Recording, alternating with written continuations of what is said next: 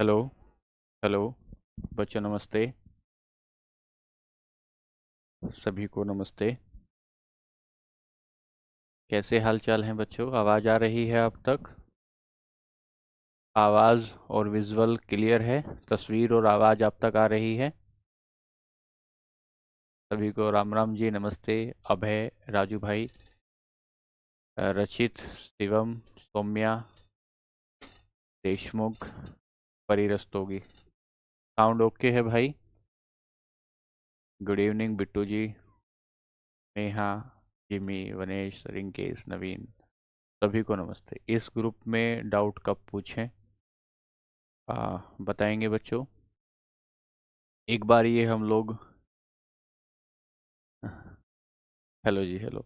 एक बार हम लोग ये पूरा आज कंप्लीट कर लेंगे। हैप्पी रिपब्लिक डे, आपको भी बहुत बहुत शुभकामनाएं गणतंत्र दिवस की। ये जो हमारा टॉपिक चल रहा है बच्चों, इसको हम एक बार कंप्लीट कर लेते हैं। ये टॉपिक कंप्लीट होने के बाद फिर हम लोग इसके आपको पीवाईक्यू करा देंगे। और पीवाईक्यू करने के बाद फिर आपका जो कुछ भी डाउट बचेगा उसे हम लोग सारी डाउट ले लेंगे आपके और उसको ठीक कर लेंगे। ठीक है बच्चों, ये बात है। तो जैसा कि मैंने, अब शांति से सुनिए, देखो ध्यान से सुनिए, 5 मिनट पहले सुनिए। और उसके बाद हम लोग आगे की बात करेंगे, ठीक है? शिवांगी जी, राचित जी, सुनिए ध्यान से बच्चों। और जो जिसके पास पुराने नोट्स हैं वो एक बार उसको ऐड ऑन करता रहे, उन सारी चीज़ों में ऐड ऑन करता रहे। अब सुनिए, हमने कहा कि पदार्थ क्या होता है। हर वो चीज़ जो हमारे आसपास है उसे हम मैटर कहते हैं। वो किसी भी फॉर्म में हो सकती है, वो लिक्विड की फॉर्म में हो सकती है, या वो सॉलिड की फॉर्म में हो सकती है, या वो गैस की फॉर्म में हो सकती है। और बहुत पढ़े लिखे लोगों ने बताया कि जो आपका मैटर है वो प्लाज्मा और बीईसी, बोस आइंस्टाइन कंडेंसेंट की स्थिति में भी हो सकता है। जब हमने प्लाज्मा की बात की तो हमने कहा अगर हम किसी गैस को सुपर हीट कर देते हैं, एनर्जेटिक, उसके पार्टिकल बहुत ज्यादा एनर्जेटिक हो जाते हैं। पार्टिकल एनर्जेटिक होने के बाद उनमें काइनेटिक एनर्जी बहुत ज्यादा हो जाती है और उन पर एक चार्ज आ जाता है, आयनाइज गैस हो जाती है, तो अब उस स्थिति को हम प्लाज्मा कहते हैं। ऐसी कहानी हम सन में देखते हैं, सूरज जो चमकता है वो प्लाज्मा की स्थिति में होता है। और साथ ही साथ अगर हम तारों में देखें, क्योंकि सूरज भी एक प्रकार का स्टार है, उसमें भी ऐसा होता है। हम नियोन बल्ब में देखते हैं, उसमें भी ऐसी गैस होती है। यहां से आगे बढ़े तो हमने एक दूसरी कंडीशन देखी जिसमें हमने कहा कि सर एक बोस आइंस्टाइन कंडेंसेट स्थिति होती है। उसमें इतना कूल कर दिया जाता है, इतना ठंडा कर दिया जाता है, जो आपकी कोई भी मैटर है उस मैटर को इतना सुपर कूल कंडीशन में कर लिया जाता है, -273 सेंटीग्रेड पर अगर कोई चीज नीचे ले जा जाती है। बोल रहा हूं आयुष, ध्यान से सुनो। -273 सेंटीग्रेड पर यदि किसी लिक्विड को बहुत ज्यादा ठंडा कर दिया जाता है तो उसके पार्टिकल एकदम सुस्त अवस्था में आ जाते हैं। और वो जो पार्टिकल हैं इतने ज्यादा ठंडे हो जाते हैं, उनमें काइनेटिक एनर्जी जैसे रह नहीं जाती है, काइनेटिक एनर्जी, गतिज ऊर्जा बहुत कम हो जाती है। और गतिज ऊर्जा, काइनेटिक एनर्जी बहुत कम हो, नियोन गैस वो होती है जो शादी ब्याहों में लगी होती है, रंगीन चमकती है। काइनेटिक एनर्जी बहुत कम होने की वजह से पार्टिकल सुस्त अवस्था में आ जाते हैं और एक सुपर एटम की तरह काम करना शुरू कर देते हैं। एक बहुत सारे एटम ऐसे काम करना शुरू कर देते हैं जैसे एक पार्टिकल हो, उसे हम बोस आइंस्टाइन कंडेंसेट कहते हैं। फिर हमने कहा क्या कोई एक एक एटम, एक मैटर की स्टेज क्या कोई दूसरी स्टेज में बदल सकती है? हमने कहा निश्चित रूप से बदल सकती है। सर यदि गैस है तो गैस जो है बदल सकती है, ठोस में ठोस सॉलिड बदल सकता है, आपका लिक्विड में ऐसे चेंज हो सकता है। सर चेंज कैसे हो सकता है? तो पहली चीज जो हमने बताई, अगर हम किसी भी सॉलिड को मेल्ट कर देते हैं तो मेल्ट करने के बाद वो चीज जो है लिक्विड में बदल सकती है या वो सॉलिड में बदल सकती है। मेल्टिंग पॉइंट की हमने बात की। मेल्टिंग पॉइंट पर कोई सॉलिड को अगर हम मेल्ट करते हैं तो वो गैसियस या लिक्विड की कंडीशन में चला जाता है। हमने यहीं पर एक बात बताई कि यदि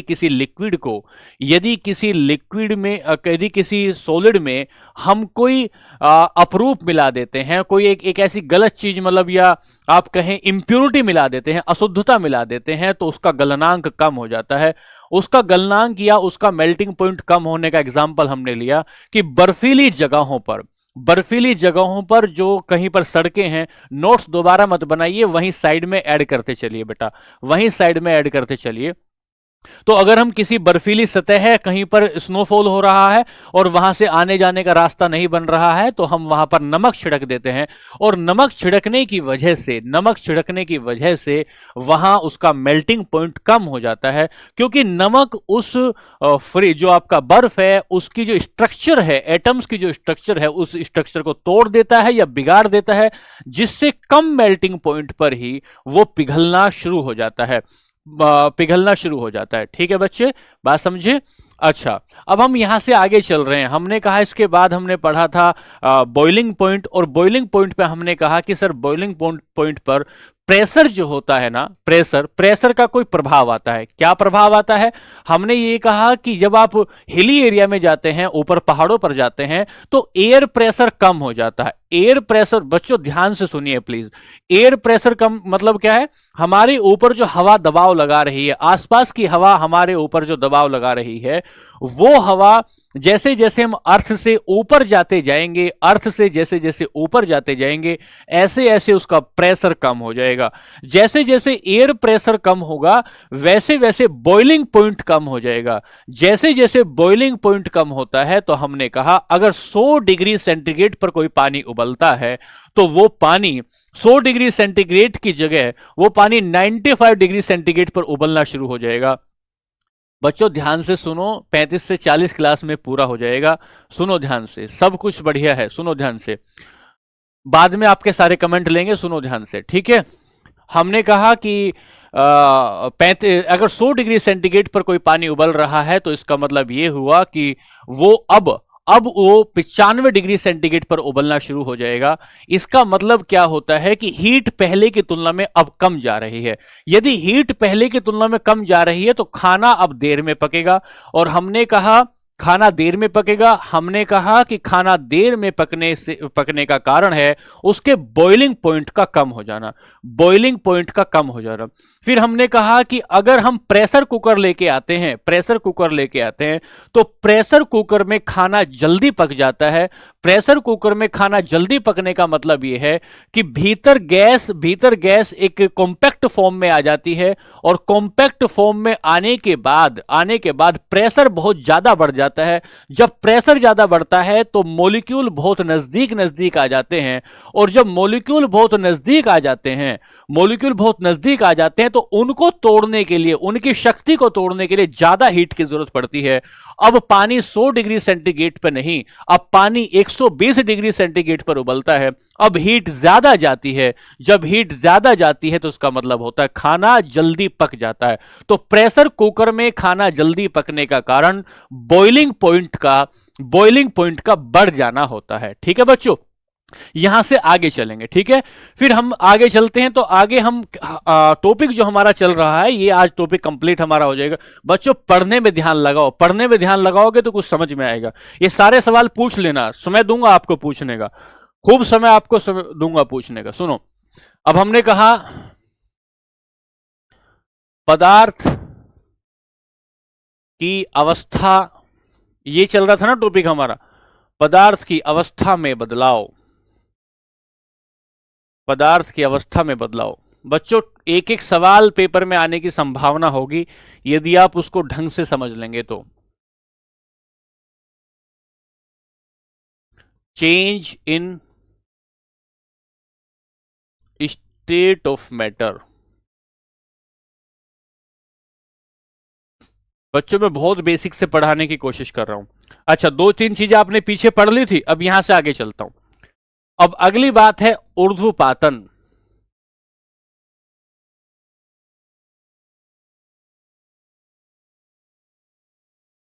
इसको कहते हैं सब्लिमेशन।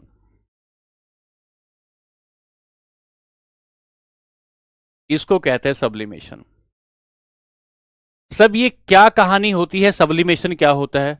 सब्लिमेशन का मतलब होता है अगर किसी भी पदार्थ जो सॉलिड में है और वो सॉलिड पदार्थ यदि एकदम से द्रव में, लिक्विड में जाए बगैर डायरेक्ट गैस में ट्रांसफर हो जाता है, यदि कोई सॉलिड मैटर लिक्विड में जाए बगैर डायरेक्ट गैस में ट्रांसफर हो जाता है, तो इस ट्रांसफर की जो प्रक्रिया है, इस स्थानांतरण की जो प्रक्रिया है, यानी कि ये जो अवस्था चेंज हुई है, बीच वाली अवस्था को जिसने जिसने छोड़ दिया है, उस कहानी को, उस प्रक्रिया को सब्लिमेशन कहते हैं।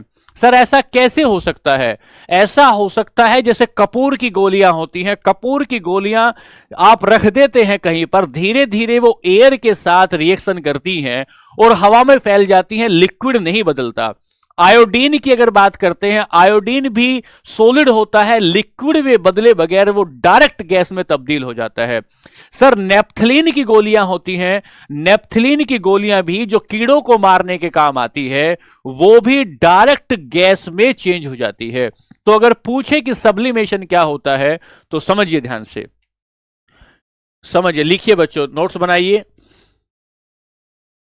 किसी पदार्थ का, पेपर में कई बार पूछा गया, किसी पदार्थ का, किसी ठोस पदार्थ का,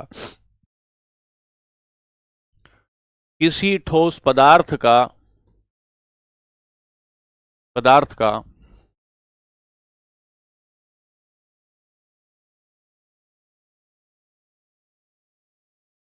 द्रव अवस्था,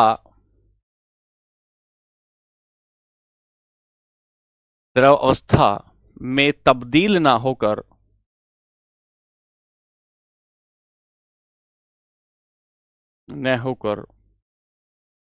सीधे गैस में बदल जाना, सीधे गैस या सीधे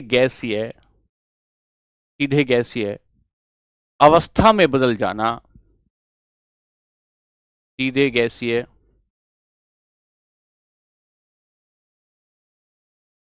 अवस्था में बदल जाना ऊर्ध्वपातन कहलाता है। ऊर्ध्वपातन कहलाता है। उदाहरण देंगे, उदाहरण अभी लिखेंगे अंग्रेजी में बच्चे। पहला, कपूर की गोलियां, कपूर की गोलियां, नेप्थलोन की गोलियां,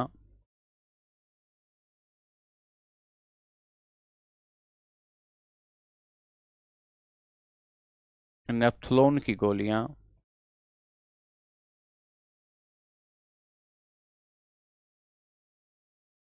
एक एग्जाम्पल लेंगे, एक एग्जाम्पल लेंगे नेप्थलोन की गोलियां के बाद, आयोडीन,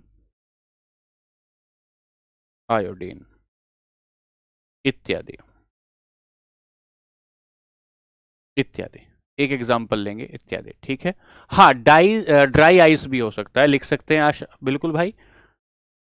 शुष्क बर्फ, जिसे CO2 कहते हैं, शुष्क बर्फ, शुष्क बर्फ भी डायरेक्ट किस में तब्दील हो जाएगी? अब लिखिए अंग्रेजी में बच्चों,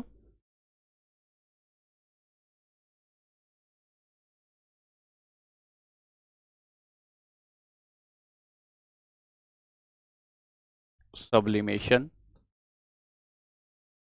sublimation when a solid matter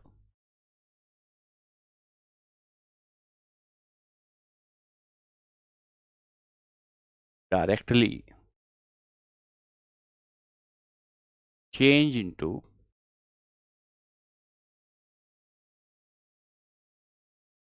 gaseous form, gaseous form, gaseous form,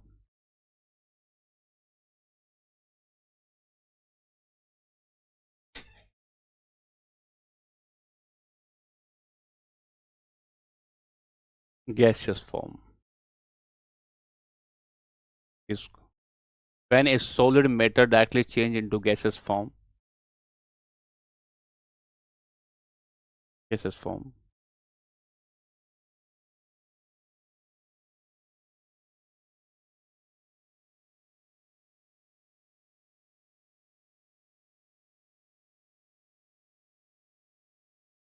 Or called, process is called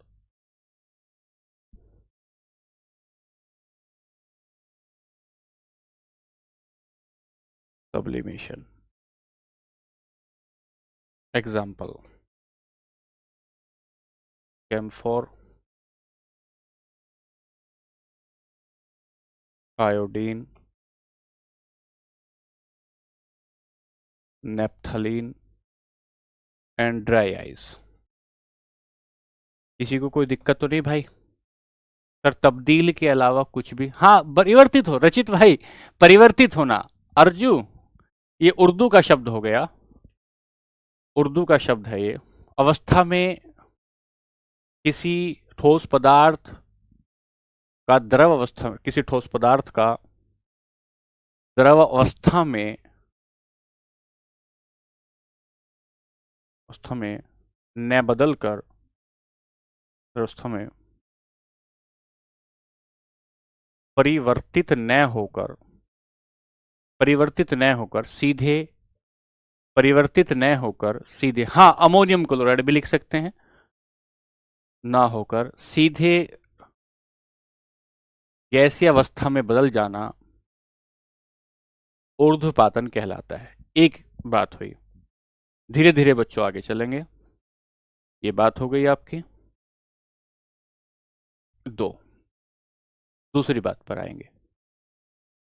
main chapter finish कर देना मेरा एलपी। ध्यान से सुनो भाई। तीसरा है डिपोजिशन, विक्षेपण।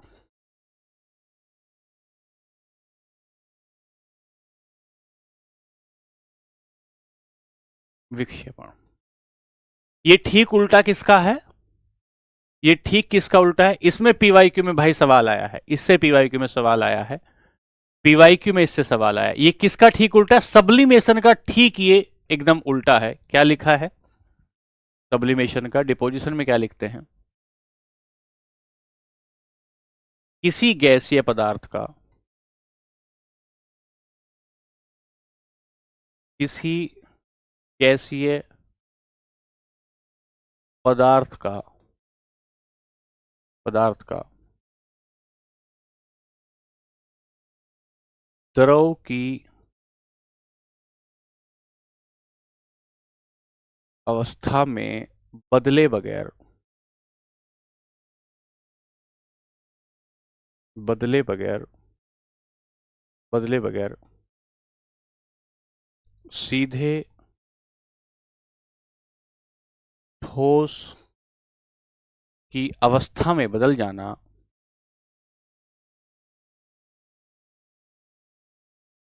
में बदल जाना विक्षेपण कहलाता है। विक्षेपण कहलाता है, विक्षेपण कहलाता है। उदाहरण लेंगे, एक बार हिंदी में लिख ले फिर अंग्रेजी में लिखेंगे। उदाहरण लेंगे, पहला तो ड्राई आइस ही लेंगे, CO2 का सीधे गैसीय अवस्था का ड्राई, तो CO2 का ड्राई आइस या शुष्क बर्फ में बदलना, शुष्क बर्फ में बदलना, शुष्क बर्फ में बदलना। अगर आप गांव से बिलोंग करते हैं बच्चों, अगर आप गांव से आते हैं, तो हम देखते हैं कि सुबह सुबह आप जब खेत में गए तो आपने गन्ने की पत्ती पर पाला पड़ा हुआ देखा, बर्फ पड़ी हुई देखी। जैसे आप गए सुबह, आपने कहा कि सर फ्रोस्ट, हाँ भैया बता रहे हैं सियोता भाई, समझिए ध्यान से। आप सुबह सुबह गए तो हमने कहा कि बर्फ पड़ी पड़ी हुई देखी, तो हमने कहा पाले का पड़ना, पाला पड़ना। पाला क्या होता है? बर्फ में सुबह सुबह पत्ती पर बर्फ की एक लेयर जम जाती है, बर्फ की एक लेयर जम जाती है, ठीक है, उसको पढ़ना। ठीक है, डिपोजिशन का उदाहरण लेंगे, इसका अंग्रेजी में लेंगे।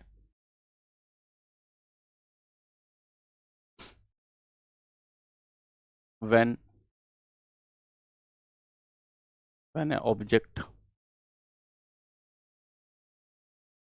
when matter when matter when any gaseous matter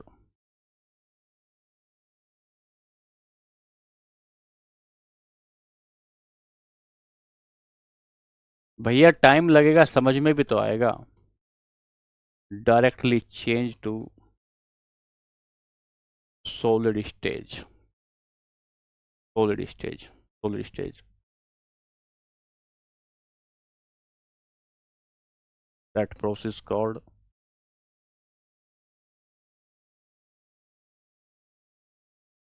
समझ में ना आए और बहुत तेजी से पढ़ा दिया जाए, सिलेबस खत्म कर दिया जाए और पेपर में जाओ तो पता लगे कि यार बहुत तेजी से खत्म किया था सिलेबस तो, लेकिन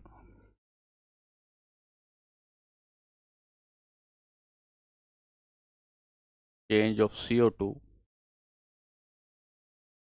into dry ice,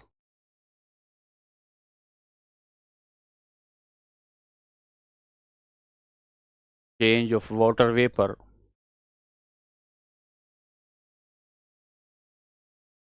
into Frost into Frost. दो बातें हो गई, आगे चलते हैं बच्चों, आगे चलते हैं।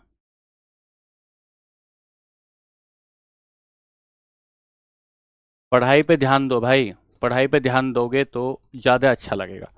दो बातें होगी, तीसरी बात पर चलते हैं। प्रेशर,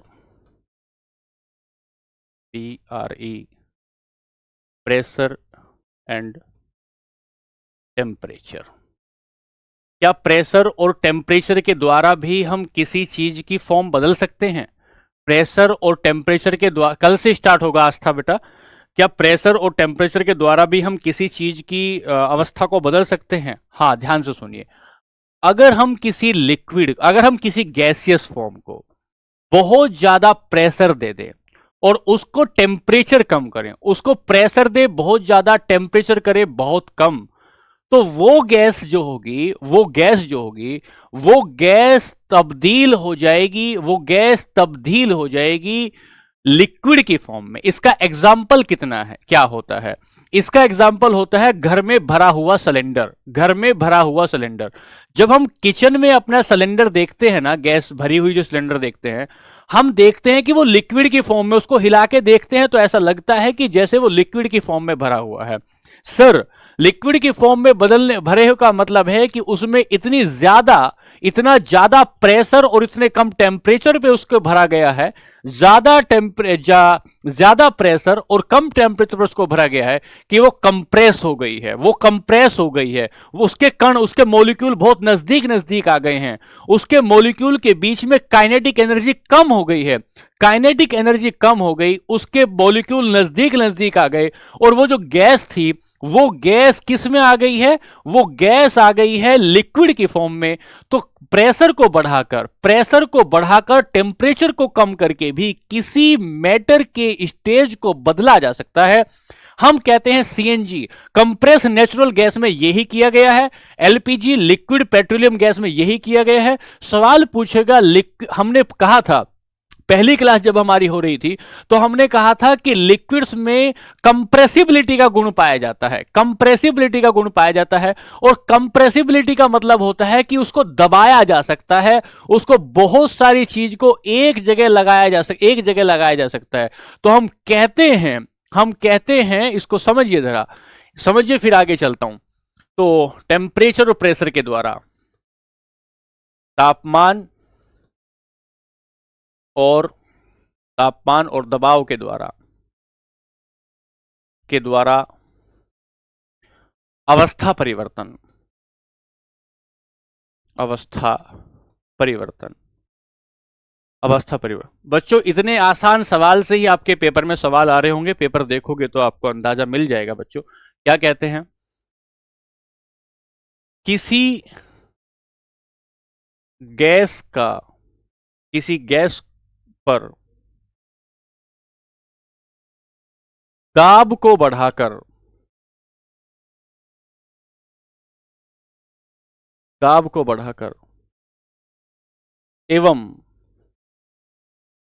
तापमान को कम करके, एक बार पढ़ लो, एक बार नोट्स बना लो, फिर जरूरत नहीं जीवन में। दाब को बढ़ाकर तापमान को कम करके, अब छोटा छोटा पढ़ोगे और 20 बार पढ़ोगे, टाइम इससे भी ज्यादा लगेगा। तापमान को कम करके, दाब को बढ़ाकर तापमान को कम करके द्रव में बदला जाता है, द्रव में बदला जाता है। उदाहरण लेंगे, लिक्विड पेट्रोलियम गैस जिसमें ब्यूटेन, प्रोपेन और इथेन होता है। यह सवाल कितनी बार पूछा कि ये किस किस का कंपोजिशन होता है, एलपीजी किस किस का कंपोजिशन होता है, ये कई सवाल पूछा है। ठीक है भैया, निर्भय मेरे को पढ़ाने दोगे तभी तो पीवाई क्यू लूंगा, पूरा चैप्टर खत्म करूंगा, चैप्टर खत्म करने के बाद पीवाई क्यू कराऊंगा। ठीक है मेरे भाई, पढ़ाने तो दो यार। एलपीजी हो गया, ठीक है। अगला लिया सीएनजी। पूरा थ्योरी पूरी कर लो, फिर खूब करते रहना, फिर खूब करते रहना। दुनिया में जितने सवाल आए होंगे, एक बार थ्योरी तो पढ़ लो। पीवाईक्यू के माध्यम से पेपर में मत जाओ भाई, थ्योरी पूरी करके फिर पीवाईक्यू पूरी करो। पहले थ्योरी पूरी करो, फिर पीवाईक्यू पूरी करो, कंप्रेस नेचुरल गैस, और तब पेपर में उतरो। तब यह भी पता लगता है कि यह सवाल कौन से टॉपिक से आया है, तब यह भी सवाल आता है कि यह सवाल कौन से टॉपिक से आया मेरे भाई। तो हमने कहा कि तापमान को बढ़ाकर और इसको बदलकर भी इसको किसी गैसीय अवस्था को लिक्विड की अवस्था में, लिक्विड की उसमें स्टेज में चेंज किया जा सकता है। एग्जाम्पल मैंने दिया, समझिए। अंग्रेजी में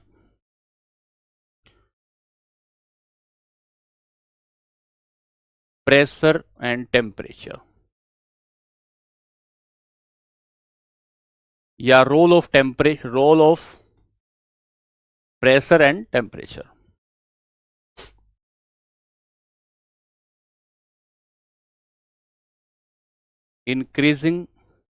increasing pressure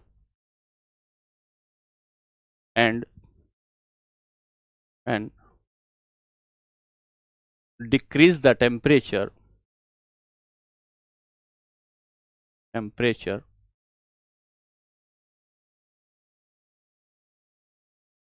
increasing the pressure and decrease the temperature, a gaseous matter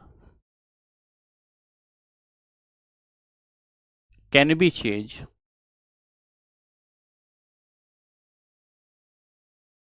into liquid form.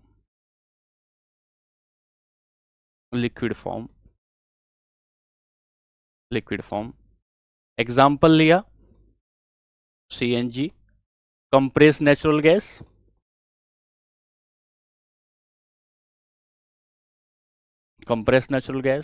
बच्चों ये ध्यान से समझना एक बार।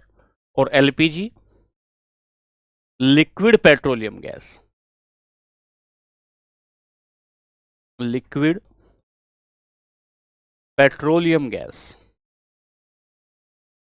जिसे आप एलपीजी कहते हैं, और इसमें ब्यूटेन, इथेन और प्रोपेन का कंपोजिशन होता है। यह सवाल कितनी बार पेपर में पूछा?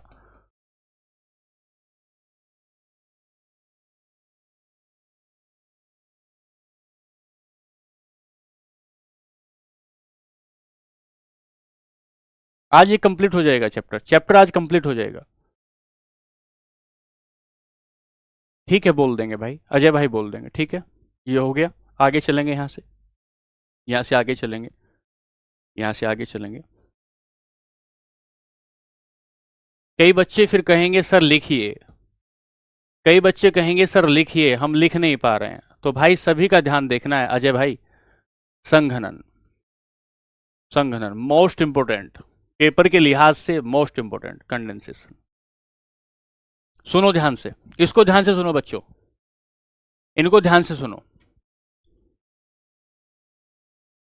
क्रिप्टोन होता है भाई, क्रिप्टोन होता है। अमन सुनो ध्यान से, तुम जो पढ़ा रहा हूं उसे तो पहले पढ़ो यार, सब आ जाएगा। सुनो ध्यान से बच्चों, अगर कोई चीज गैसियस फॉर्म में है, अगर कोई भी जो मैटर है वो गैसियस फॉर्म में। गैसियस फॉर्म में कैसे है कि मैं लेता हूं, मान लेते हैं कि मैंने बोतल ली, ये बोतल ली, प्रांजल बताना क्या बात है। मैंने बोतल ली, इस बोतल में मैंने पानी भर दिया, इस बोतल के भीतर मैंने बर्फ रख दिया। जैसे ही बोतल के भीतर मैंने बर्फ रखा, इस बोतल के चारों तरफ वाटर वेपर आ गया। इस बोतल के चारों तरफ वाटर वेपर आ गया। जैसे आपने बिस्लरी की बोतल किसी फ्रीजर से बाहर निकाली और फ्रीजर से बाहर निकालते ही उसके आसपास, उसके चारों तरफ वाटर वेपर आना शुरू हो गया। ये वाटर वेपर आया कहां से? ये जो आपने नमी देखी, गैस के चारों तरफ जो आपने नमी देखी, ये नमी आई कहां से? सर ये नमी आई है, एक मिनट रुको खुशी, ये नमी आई है कहां से? आसपास के वातावरण से ये नमी आई है। जब ये नमी आसपास के एटमॉस्फेयर से आई है, मुझे तो नहीं दिख रही थी। ध्यान से सुनो, जब मैं गर्मी में, जब मैं सर्दी में ऐसे भाप करता हूं ना, ऐसे जो भाप करता हूं, ये मुझे भाप दिखती है, ये भाप दिखती है, गैसियस फॉर्म में ये भाप थी। और जैसे ही मेरे हाथ पे देखा तो ये जमने शुरू हो गई, ये जमने शुरू हो गई। इसे ही कंडेंसेशन कहा, इसे कंडेंसेशन का। सर ये आसपास की नमी ऊपर आकाश में जाकर बादल बन जाती है, क्लाउड फॉर्मेशन होता है। तो क्लाउड भी संघनन का एग्जाम्पल है, क्लाउड भी संघनन का एग्जाम्पल है, कंडेंसेशन का एग्जाम्पल है। सर ध्यान से समझेंगे, ध्यान से समझेंगे, छोटी छोटी बातों को समझे फिर आगे चलेंगे। पहले समझिए फिर आगे चलेंगे, ध्यान से सुनना। क्या होता है? सर ये पानी है, ये यहां पानी है, तालाब है, कोई पानी का तालाब हुआ। पानी में तालाब है तो यहां वाष्पीकरण होगा, इवेपोरेशन होगा, वाष्पीकरण होगा, वेपराइजेशन होगा। जब वेपराइजेशन होगा, वाष्पीकरण होगा, तो वेपराइजेशन से ऊपर जाएगी, ऊपर जाएगी भाप। ऊपर जाने पर टेम्परेचर कम हो जाएगा। जैसे जैसे आकाश की तरफ बढ़ोगे तो टेम्परेचर कम हो जाएगा। ये जो वाटर वेपर था, ये वाटर वेपर था, ऊपर जाने के बाद क्लाउड बन जाएगा, ऊपर जाने के बाद बादल बन जाएगा। तो इस पानी का, या नीचे रहेगा तो कोहरा बन जाएगा, फोग बन जाएगा। इस वाटर वेपर का लिक्विड में चेंज हो जाना, इस वाटर वेपर का लिक्विड में चेंज हो जाना ही कंडेंसेशन कहलाता है। कोई पूछे कि कंडेंसेशन क्या है, तो बताएं कि सुबह सुबह जो ओस की बूंदें घास पर पड़ी हुई हैं, उसके पीछे का कारण कंडेंसेशन है, उसके पीछे का कारण कंडेंसेशन है। सर हवा में जितनी भी नमी है, हवा में जितना भी गैसियस फॉर्म में पानी फैला हुआ है, यदि वो पानी कहां आ जाए, वो वाटर वेपर की फॉर्म में नीचे बिखर जाता है, तो उसे हम क्या कहते हैं? उसे हम कंडेंसेशन कहते हैं।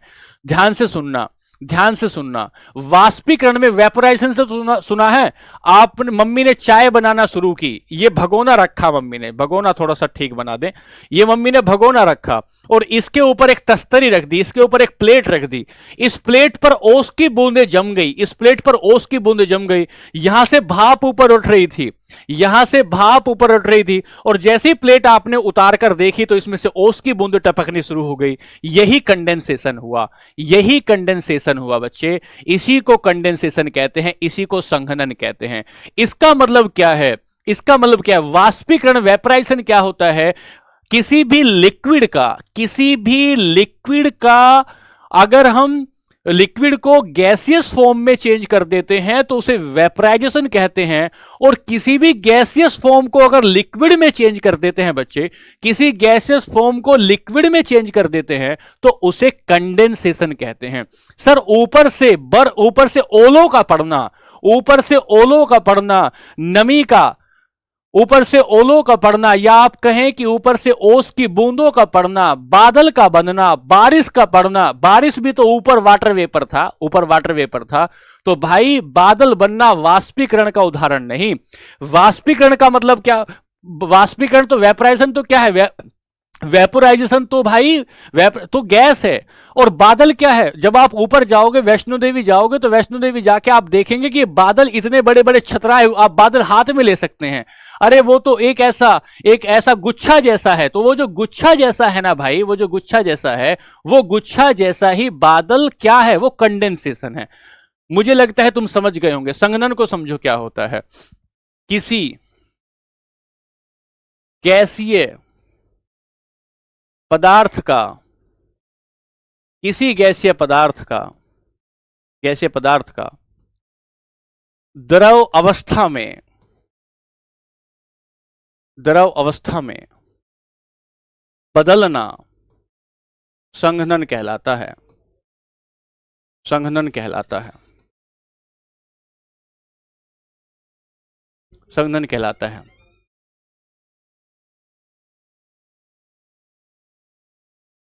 That process in which gaseous matter, बच्चों मैं एक ही बात तुमसे कहूंगा सिर्फ अपने अनुभव से, एक बार ढंग से पढ़ लो और फिर छोड़ो, फिर रिवीजन करो बस। The process in which gases matter change into liquid form, into liquid form is called condensation। बार बार छोटा छोटा पढ़ने से समय ज्यादा लगता है, एक बार ढंग से पढ़ने से समय कम लगता है। एक बार खाओ अच्छा खाओ। क्या कहोगे? बादल का बनना, उदाहरण बादल का बनना, फॉर्मेशन ऑफ क्लाउड्स, कम खाओ अच्छा खाओ, फॉर्मेशन ऑफ क्लाउड्स, ओस की बूंदे, ओस की बूंदे, due, droplet of due, droplet of due लिख लो, ठीक है। बादल का बनना, कोहरा, कोहरा, फोग, कोहरा। बच्चों कोहरा भी एक प्रकार का बादल ही है, बस वो आपके नजदीक बन गया। वो भी बादल ही है, बस आपके नजदीक बन गया बच्चों, ठीक है। ये हो गया कंडेंसेशन। बताओ यहां तक कोई दिक्कत है क्या? यहां तक कोई दिक्कत है क्या बच्चों? यहां से आगे चलेंगे। इस चैप्टर का अंतिम बिंदु है, इस चैप्टर का अंतिम टॉपिक है। बच्चों प्लीज ध्यान से पढ़ो। आप यकीन मानिए आपको इंच भर भी शिकायत नहीं आएगी। ध्यान से सुनो। अगला इस बैच का इवेपोरेशन, इवेपोरेशन, वाष्पीकरण। अब ध्यान से सुनना, इसमें थोड़ा सा झोल है, इसमें थोड़ा सा झोल है बच्चों। सेकंड एक्सप्लेन करें, सेकंड एग्जांपल, सेकंड एग्जांपल है भाई ओस की बूंद। ओस की बूंद हवा में नमी थी, हवा में नमी थी ना, ह्यूमिडिटी इन एयर, हवा में नमी थी। ये हवा की नमी जब सुबह सुबह हम कहते हैं ना, सुबह सुबह हम कहते हैं कि पापा कहते हैं अरे अभी अभी तो कोहरा आया है 4 बजे, अब तक तो कोहरा था ही नहीं, अभी 4-5 बजे कोहरा आया है, अभी सुबह में रात में 2 बजे उठा था तब तो कोहरा ही नहीं था। इसका मतलब टेम्परेचर इतना कम हो गया तरुण भाई, टेम्परेचर के लगातार कंटिन्यूअसली कम हो जाने की वजह से वेपर जो है चेंज हो गई, वेपर चेंज हो गई, किसमें? लिक्विड में चेंज हो गई। और जब वेपर लिक्विड में चेंज हो गई बच्चे, तो उसे ही हम ड्यू कह रहे हैं, उसे ही ड्रॉपलेट ऑफ ड्यू कह रहे हैं, उसे ही ड्रॉपलेट ऑफ ड्यू कह रहे हैं। ठीक है मेरे भाई, चलो आगे। अब आगे चलते हैं। हमारे वाष्पीकरण। अब सुनना, 2 मिनट कमेंट चुप करके सुनो ध्यान से मेरी बात, इसमें थोड़ी सा झोल है, इसमें थोड़ा सा झोल है। देखो सुनना ध्यान से, यहां लिखना नहीं, अभी अभी सुनना है, लिखना नहीं, सुनो ध्यान से। हम कहते हैं बॉइलिंग पॉइंट, और बॉइलिंग पॉइंट का मतलब था क्वथनांक। कहा था आपने? क्वथनांक का मतलब पानी उबलता है, पानी उबलता है। मैं कह रहा हूं 2 मिनट कमेंट बंद करके सुनो मेरे बच्चों। हाँ, मैंने कहा था कि बॉइलिंग पॉइंट पे क्या था कि जैसे ही मम्मी ने चाय का पानी उबाला तो पानी में भाप बन गई, पानी की भाप बन गई। इसे आपने बॉइलिंग पॉइंट कहा, मतलब 100 डिग्री टेम्परेचर पर पानी भाप बन गया, पानी भाप। पानी ने अपनी अवस्था को, अपनी स्टेज को चेंज कर लिया, लिक्विड से वो वेपर में आ गया, लिक्विड से वेपर में आ गया। अरे ये जो ब्यूटी पार्लर वाले हैं ये तुम्हें भाप देते हैं, भाप। तो इन्होंने पानी लगाया और पानी में इलेक्ट्रिक करंट लगाया, और इलेक्ट्रिक करंट लगाकर, हाँ रेन भी कंडेंसेशन है, इलेक्ट्रिक करंट लगाकर मुंह पर भाप आ गई। सर वो पानी किस में चेंज हो गया? पानी किस में चेंज हो गया? पानी वाटर वेपर में चेंज हो गया। जब पानी वाटर वेपर में चेंज हुआ 100 डिग्री सेंटीग्रेड के बाद, उसे आपने बॉइलिंग पॉइंट कहा, उसे आपने बॉइलिंग पॉइंट कहा। ध्यान से सुनना, उसे आपने बॉइलिंग पॉइंट कहा। लेकिन मैं क्या पढ़ा रहा हूं? मैं पढ़ा रहा हूं इवेपोरेशन, मैं पढ़ा रहा हूं इवेपोरेशन। जब पानी का टेम्परेचर बॉइलिंग पॉइंट पर ना पहुंचे, जब पानी का टेम्परेचर बॉइलिंग पॉइंट पर ना पहुंचे और बॉइलिंग पॉइंट पर पहुंचे बगैर ही पानी वेपर में तब्दील होना शुरू हो जाए, पानी वेपर में तब्दील होना शुरू हो जाए, उसे इवेपोरेशन कहते हैं। ये झोल था रचित भाई इसमें, उसे इवेपोरेशन, सूर्य के प्रकाश से समुद्र का पानी। हाँ बिल्कुल हो सकता है। आकाश, आशा भाई सुनो एक बार मेरी बात ध्यान से, मैं उसका सुनो ना भाई, इसे सुनो ना भाई, मैं क्या कहता हूं, इसे मैं ये कह रहा हूं कि ये वाष्पीकरण जो होता है, बॉइलिंग पॉइंट जो है, बॉइलिंग पॉइंट पर जाए बगैर, बॉइलिंग पॉइंट क्वथनांक बिंदु पर जाए बगैर अगर कोई द्रव, कोई पानी भाप में तब्दील हो जाए तो वो कहानी वाष्पीकरण की है बच्चों। एग्जाम्पल से समझते हैं, तुम कहानी किताब की भाषा को छोड़ो।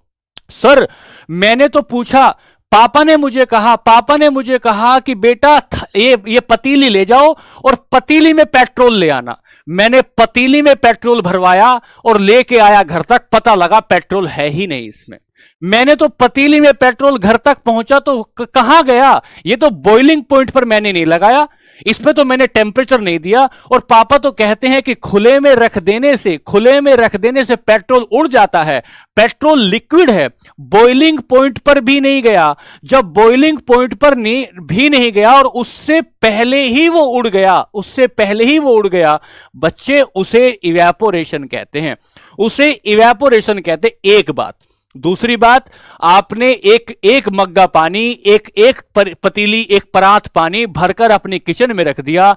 4 5 6 7 8 दिन बाद देखते हैं उसके वाटर लेवल में थोड़ी सी कमी आनी शुरू हो जाती है। कहां गया वो पानी? आपने तो उसको टेम्परेचर नहीं दिया, आपने सो बॉइलिंग पॉइंट पर उसको नहीं लेके गए, उसके बावजूद भी पानी उड़ गया। ये इवेपोरेशन है।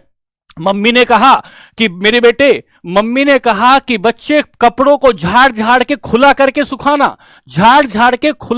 सुखाना, और जैसे ही तुमने कपड़ों को सुखाया तो पानी उसमें से उड़ गया। पानी कैसे उड़ गया? पानी को तुमने बॉइलिंग पॉइंट पर तो नहीं पहुंचाया, उसके बाद भी पानी उड़ गया।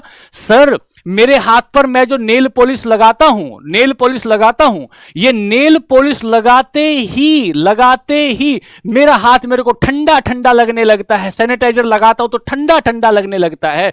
सर ये कहां गया? ये इवेपोरेशन हुआ, मैंने तो इसको बॉइलिंग पॉइंट नहीं दिया। सर एक बार 4 बूंदे अल्कोहल शराब की मेरे हाथ पर गिर गई और हाथ मुझे ठंडा ठंडा महसूस होने लगा। सर ये कहां चली गई? शराब की बूंदे, अल्कोहल की बूंदे कहां चली गई? मैंने तो इसको 100 डिग्री टेम्परेचर नहीं दिया, उसके बावजूद भी ये उड़ गया। ये इवेपोरेशन है, तो क्या परिभाषा बनाएंगे बच्चों? परिभाषा क्या बनाएंगे? जब कोई द्रव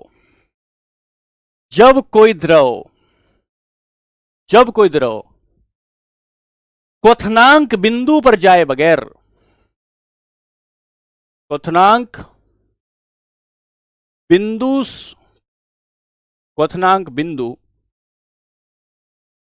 से कम तापमान पर ही, बच्चों समझ में आया कि नहीं? क्वथनांक बिंदु से कम तापमान पर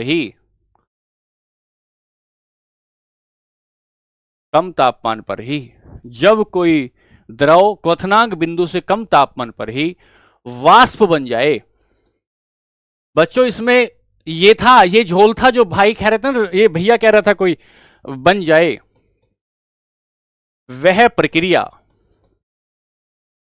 वाष्पीकरण कहलाती है। वाष्पीकरण कहलाती है। वह प्रक्रिया वाष्पीकरण कहलाती है। ठीक है बच्चों, तो क्या बनाएंगे? कपड़ों का सूखना, कपड़ों का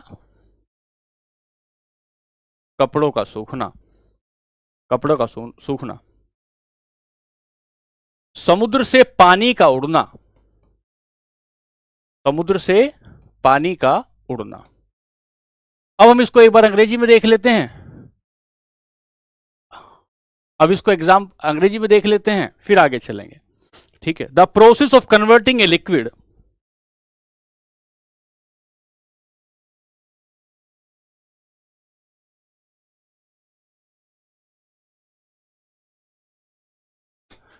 चिराग, चिराग भाई रट के नहीं पढ़ाते हैं, प्री प्लान करके नहीं पढ़ाते हैं, रट के ना पढ़ाते हैं ना आपको रटने की जो है आपको कहेंगे कि आप रट के पढ़ो। The process of converting a liquid to vapour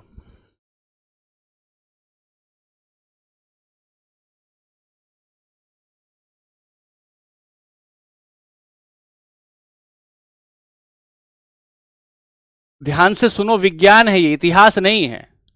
आपके आसपास गुजरता है, आसपास घटता है at a temperature below its boiling point.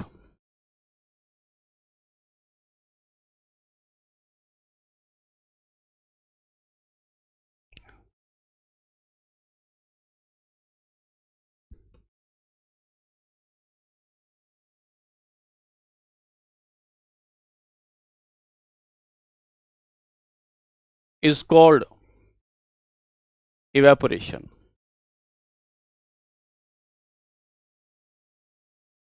Example, example, example क्या कह रहे हैं, एग्जाम्पल क्या कह रहे हैं?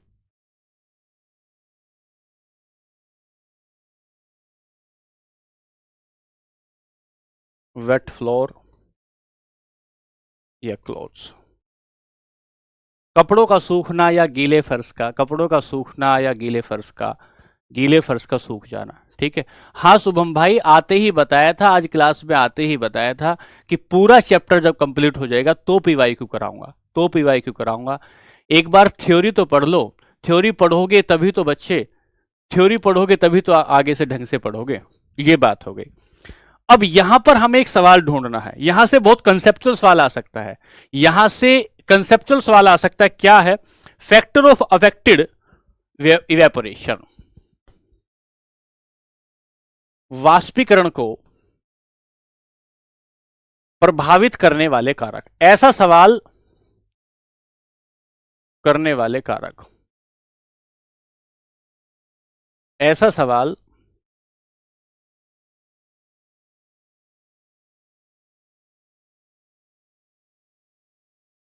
फैक्टर्स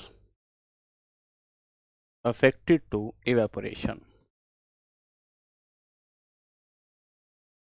ध्यान से सुनना बच्चों, ध्यान से सुनना, यहां से एक सवाल आ सकता है, यहां से एक सवाल आ सकता है आपके क्लास में। ठीक है। एग्जाम्पल क्या लिखा है? एग्जाम्पल लिखा है सूखे कपड़ों का और मतलब गीले कपड़ों का, और गीले कपड़ों के साथ साथ फर्श का सूखना, फर्श का सूखना हमने एग्जाम्पल दिया है वेपरेशन। अब सुनना ध्यान से। पहला, वायुमंडल का तापमान, वायुमंडल का तापमान, इसमें से कहेगा, एक सवाल बना के दिखाऊंगा आपको। Temperature of atmosphere, temperature of atmosphere. Sir अगर आसपास का तापमान ज्यादा है, अगर आसपास का तापमान ज्यादा है तो इसका मतलब शिवानी उसमें वोटेलिटी होती है, उसमें वाष्पन की दर ज्यादा होती है। एक मिनट रुक जाइए, जरा बताएंगे बच्चों, 2 मिनट देंगे आपको बाद में। तो हमने कहा कि अगर आसपास का टेम्परेचर ज्यादा होता है तो उसमें वाष्पीकरण की दर की संभावना ज्यादा होती है। कैसे? अरे गर्मियों में जल्दी कपड़े सूख जाते हैं, गर्मियों में जल्दी कपड़े सूख जाते हैं, और सर्दी में जल्दी से कपड़े नहीं सूख रहे हैं। गर्मी का टेम्परेचर सर्दी के टेम्परेचर की तुलना में ज्यादा है, तो टेम्परेचर अगर ज्यादा होगा, ध्यान से सुनो बच्चों, अगर टेम्परेचर ज्यादा होगा तो टेम्परेचर ज्यादा होने पर किसी भी लिक्विड के या किसी भी एलिमेंट, किसी भी मैटर की जो काइनेटिक एनर्जी होगी, जो काइनेटिक एनर्जी होगी, जिसमें गतिज ऊर्जा जो होगी वो ज्यादा हो जाएगी। तापमान ज्यादा होने पर पदार्थ के कणों की गतिज ऊर्जा ज्यादा होगी, गतिज ऊर्जा ज्यादा होगी तो अट्रैक्शन फोर्स कम हो जाएगा, आकर्षण बल कम हो जाएगा, और यदि आकर्षण बल, अट्रैक्शन फोर्स कम होता है तो उनके बीच का बंधन कमजोर हो जाएगा, बंधन टूट जाएगा, और अगर उनके बीच का बंधन टूट गया तो स्वतंत्र हो गए। और बच्चों जैसे ही स्वतंत्र हो गया, जैसे ही फ्री स्थिति आ गई, जैसे ही स्वतंत्र हो गए बच्चों, तुरंत वो गैसीय अवस्था आ गई, तुरंत वो अवस्था गैसीय आ गई, तुरंत वो क्या आ गया, तुरंत वो क्या आ गया, तुरंत बच्चों वो फ्री अवस्था में आ गया। उसने फ्री अवस्था में आने के बाद, फ्री अवस्था में आने के बाद उसने अपनी अपनी स्थिति को, अपनी स्टेज को तब्दील कर लिया। शिवानी, एयर का मतलब नहीं, रुको बेटा 2 मिनट मेरे को कवर करने दो। वोटैलिटी होती है, वोटैलिटी वाष्पन का गुण होता है उसमें, एक बात हुई। दूसरी, वायुमंडल की आर्द्रता। बच्चों एक बार इसे तो समझो जो बता रहा हूं। वायुमंडल क्या था? ह्यूमिडिटी इन एयर या इन एटमोस्फेयर, इन एयर। अगर बरसात का समय है, यदि बरसात का समय है तो बरसात के समय में, बरसात के समय में, अगर बरसात का समय है तो बरसात के समय में, बरसात के समय में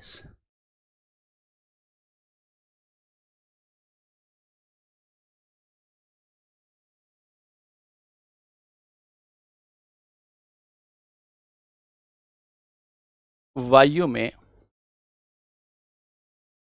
आर्द्रता, ह्यूमिडिटी इन एयर। बरसात के समय में हवा में नमी ज्यादा होती है, नमी ज्यादा होती है।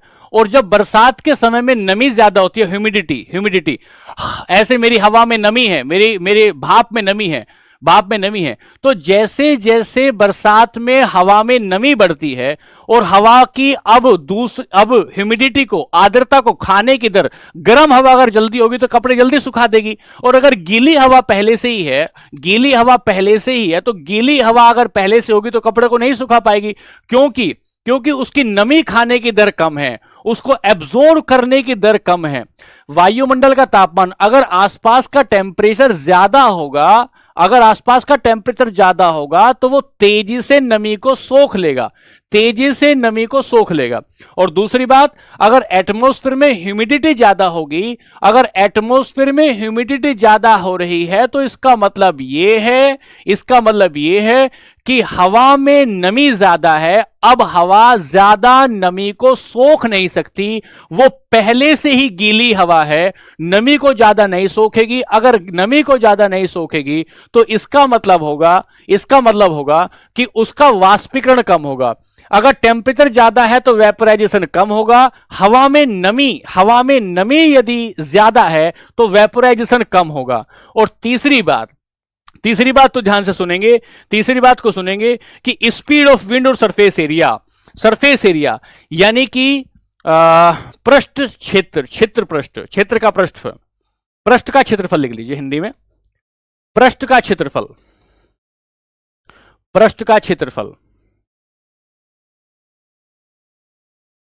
Surface area. मम्मी क्या कहती है? मम्मी कहती है कि कपड़े को खोल खोल के सुखाना, कपड़े को खोल खोल के सुखाना। अगर कपड़े को खोल खोल के सुखाते तो जल्दी सूखता है, क्योंकि उसका एरिया आपने बढ़ा दिया है, एरिया आपने बढ़ा दिया। अगर हम कहें, एक मिनट रुको भाई, अगर हम कहें कि एरिया छोटा है तो वेपोराइजेशन कम होगा। अगर हम कहें कि मम्मी ने कहा कि बेटे गिलास में खीर खा लो, गरम गरम खीर है, गिलास में खा लो, और आपने उसे थाली में खाया, जैसे ही खीर को थाली में डाल दिया तो एरिया बढ़ गया, एरिया बढ़ गया तो खीर जल्दी ठंडी हो गई। गिलास की तुलना में खीर थाली में जल्दी ठंडी हो जाती है, गिलास की थाली में जल्दी ठंडी हो जाती है। इसका मतलब है पृष्ठ का क्षेत्रफल बढ़ गया। 2 मिनट में तुमसे बात करूंगा भाई, रुक जाओ, 2 मिनट में तुम्हारे सब सवालों का जवाब दूंगा। सवाल नंबर 4 बात हुई, पृष्ठ का तनाव हुआ। और हवा की गति, स्पीड ऑफ एयर, अगर हवा तेज है तो वाष्पीकरण तेजी से होगा, अगर हवा तेज है तो वाष्पीकरण तेजी से होगा, और अगर हवा तेज नहीं है तो वाष्पीकरण तेजी से नहीं होगा, वाष्पीकरण तेजी से नहीं होगा। 4 फैक्टर हुए। अब मैं एक, वो बच्चे का जवाब था वोटैलिटी, वाष्पन, कुछ लिक्विड में यह गुण पाया जाता है, कि वो बहुत जल्दी से वाष्पीकृत हो जाते हैं, वेपराइज हो जाते हैं। जिन लिक्विड्स में यह गुण पाया जाता है उस क्वालिटी को वोटैलिटी बोलते हैं, जैसा कि पेट्रोल में पाया गया। तो जैसा अभी एक बच्चे ने पूछा था कि पेट्रोल, 2 मिनट, जैसा एक बच्चे ने पूछा था कि पेट्रोल जल्दी क्यों उड़ जाता है, तो उसके अंदर वोटेलिटी का गुण पाया जाता है। उसके भीतर बच्चे वोटेलिटी का गुण पाया जाता है। वोटेलिटी के गुण का मतलब है कि बहुत तेजी से वाष्प हो रही है, बहुत तेजी से वाष्प हो गई है। अब मैं एक बार बता रहा हूं, सुनो। टेम्परेचर अगर ज्यादा हो जाएगा, वेपराइजेशन ज्यादा हो जाएगा। टेम्परेचर ज्यादा होगा, वाष्पीकरण तेजी से होगा। सुनो ध्यान से। ह्यूमिडिटी ज्यादा होगी तो अब गैस ज्यादा ह्यूमिडिटी को नहीं खा सकती, तो वो अब सोख नहीं सकती। पहले से ही हवा कैसी है? अरे भैया, पहले से हवा नमी वाली है, ठीक है। अब सुनो, मैंने तुम्हें आज क्या पढ़ाया, कल इसके पीवाईक्यू कराऊंगा, सुन लो भैया। तुम जो है जान ना खाओ भाई, सुनो ध्यान से, सब पढ़ा देंगे, चिंता ना करो। एक कंडेंसेशन आया था पीछे, कहां गई वो स्लाइड? चलो, वो स्लाइड तो पता नहीं कहां गई। हमने आपको डिपोजिशन, इससे पहले कंडेंसेशन पढ़ाया, उससे सब्लिमेशन पढ़ाया था, और सब्लिमेशन के बाद पढ़ाया डिपोजिशन। डिपोजिशन के बाद पढ़ाया आपको प्रेशर और टेम्परेचर कैसे स्टेज बदल देते हैं। उसके बाद पढ़ाया प्रेशर स्टेज बढ़ाने के बाद पढ़ाया आपको कंडेंसेशन। कंडेंसेशन के बाद पढ़ाया आपको वेपराइजेशन। वेपराइजेशन के क्या क्या फैक्टर हो सकते हैं ये आपको बताया, और पेट्रोल क्यों उड़ सकता है तेजी से ये आपको बताया, ठीक है। सुने कल पीवाईक्यू कराएंगे। अब आप 2 मिनट में तेजी से पूछ रहे हैं क्या क्या बता रहे हैं। जो लोग पीवाईक्यू खेल रहे हैं उन्हें म्यूट कर अच्छा छोड़िए भाई, पीवाईक्यू ये तुम्हारा चैप्टर पूरा हो गया। अब कल पीवाईक्यू कराएंगे। अब देखना कि आप इस चैप्टर के पीवाईक्यू कितने आराम से कर लेंगे। यदि मैं आपको मोटी मोटी बातें बताकर चलूं तो भाई नहीं कर पाएंगे, फिर नहीं कर पाओगे। संघनन दोबारा बताएं। हाँ, पर तो भाई संघनन का मतलब है, कंडेंसेशन का मतलब है जब एयर वाष्प जो है आपकी, वो किस में तब्दील हो जाए? भाप जो है आपकी, भाप किस में तब्दील हो जाए? भाप तब्दील हो जाए जब आपकी पानी में, भाप तब्दील हो जाए जब आपकी बर्फ में, भाप तब्दील हो जाए बारिश में, भाप तब्दील हो जाए बादल में, भाप तब्दील हो जाए कोहरे में, वो कंडेंसेशन है। ये जो भैया पूछ रहे थे ना, मेनू 1 मिनट रुको बच्चे, ये भैया पूछे, जब तुम हेलमेट का शीशा लगाते हो, हेलमेट लगाया, हेलमेट का शीशा लगाया, और शीशा लगाने के बाद सर्दियों में भाप शीशे पर जम जाती है, मुंह की भाप शीशे पर जम जाती है, तो जो शीशे में जमी हुई भाप है ये कंडेंसेशन है, ठीक है। अब समझो भाप, बच्चा कह रहा है भाप क्या है, वाटर वेपर क्या है, और ये वाष्प क्या है। बच्चों, वाष्प में उड़ने की दर ज्यादा होती है। भाप और वाष्प में अंतर मत पूछो, अंतर पूछो गैस में और वाष्प में, गैस में और वाष्प में, गैस और वाटर वेपर में उड़ने की क्षमता ज्यादा होती है। सब्लिमेशन का एग्जांपल रिपीट कर दीजिए। सब्लिमेशन का मतलब होता है जब कोई गैस डायरेक्ट ठोस में आ जाए। गैस क्या थी? CO2। गैस क्या थी? CO2। और CO2 डायरेक्ट किस में आ जाए? ठोस में आ जाए। CO2 डायरेक्ट शुष्क बर्फ बन जाए, आइस बन जाए, तो उसे हम सब्लिमेशन कहते हैं। अब ये तो कोई सवाल नहीं हुआ, क्लाउड और रेन में क्या अंतर है? भाई क्लाउड है, ऊपर एक गुच्छा है, जैसे नमी है ना, बादल है, कपास मान लीजिए, कपास बादल के जैसी है, और अगर कपास से पानी टपकना शुरू हो जाए, बूंद है, ये बूंद है।